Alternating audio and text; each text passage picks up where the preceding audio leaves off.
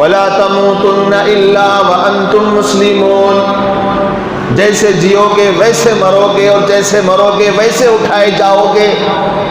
Music سننے کا ایسا شوق چڑھ گیا ہے نوجوانوں کے دلوں پر، گیم کھیلنے کا ایسا نشہ چڑھ گیا ہے نوجوانوں کے دلوں پر، میں کیسے سمجھاؤں، ان کو سمجھ میں نہیں آ رہا.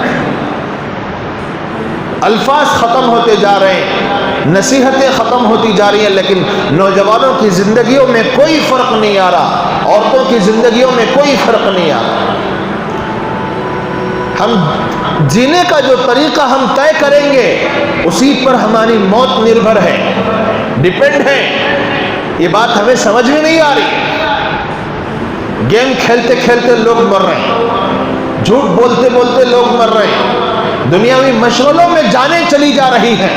کیا بنے گا آخرت کا، کیا بنے گا قبر کا، کسی کو کوئی پرواہ نہیں. دنیا بکتے بکتے لوگوں کی جان جا رہی ہے.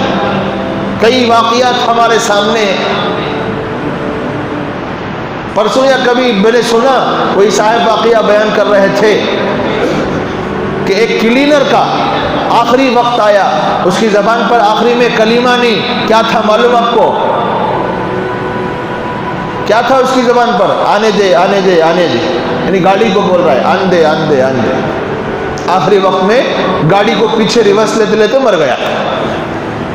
جیسی زندگی گزاریں گے اس کا اثر تو آخری میں آنا ہی آنا ہے. چوڑیاں بیچنے والا اس کا ایک واقعہ ہمارے سامنے آیا. ایک آدمی چوڑیاں بیچتا تھا گھر گھر جا کر، ہاتھ دے دو پہنا دوں، ہاتھ دے دو پہنا دوں، اس کا یہ نعرہ تھا.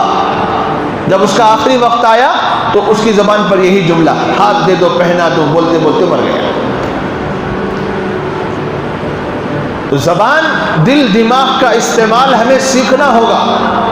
تجارت کریں گے شریعت کے دائرے میں، ملازمت کریں گے شریعت کے دائرے میں، دنیا داری بھی کریں گے لیکن شریعت کے دائرے میں رہ کر کریں گے، تب دنیا دل و دماغ پر نہیں چھائے گی.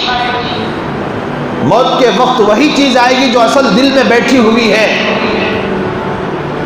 ورنہ تو پھر دل میں دنیا بس گئی تو ظاہراً آخر میں دنیا ہی ظاہر ہوگی. تو بھائیوں، جیسی زندگی ہوتی ہے ویسی ہی موت آتی ہے.